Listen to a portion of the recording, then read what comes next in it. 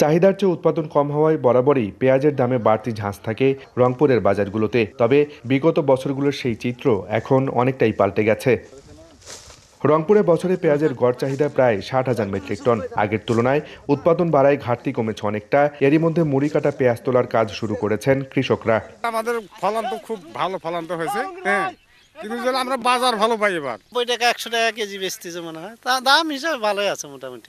তবে কৃষকের দাবি, গত বছরের চেয়ে এবছর 2 থেকে 3 গুণ বেড়েছে বীজের দাম। সেই সাথে বেড়েছে কৃষি উপকরণের দামও। হেক্টর প্রতি পেঁয়াজের উৎপাদন খরচ বেড়েছে 40 থেকে 50,000 টাকা। কাঙ্ক্ষিত দাম না পাওয়ায় লোকসানের শঙ্কায় তারা। সংরক্ষণাগার নির্মাণ সহ কার্যকর উদ্যোগ চায় চাষি। খরচ হয়েছে আমার 80,000 90,000 টাকা।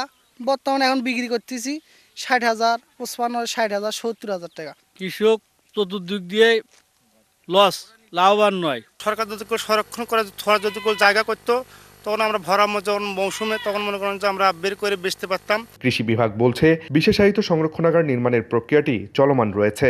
রংপুর সহ বিভিন্ন জেলা থেকে মুড়ি কাটা পেঁয়াজ বাজারে আসার ফলে কিন্তু পেঁয়াজের দাম নাগালের মধ্যে চলে আসছে আর কি। দাম অনেকটা কিন্তু কমে গেছে। আবার হলো যারা চাষি তারাও কিন্তু গতবারের চেয়ে অধিক দাম পাচ্ছেন আর কি। চলতি বছর জেলায় পেঁয়াজের চাহিদা 60,000 মেট্রিক টন। আর 3,750 হেক্টর জমিতে পেঁয়াজের উৎপাদন লক্ষ্যমাত্রা ধরা হয়েছে 52,313 মেট্রিক টন। আব্দুর রশিদ জীবন, সময় সংবাদ, রংপুর।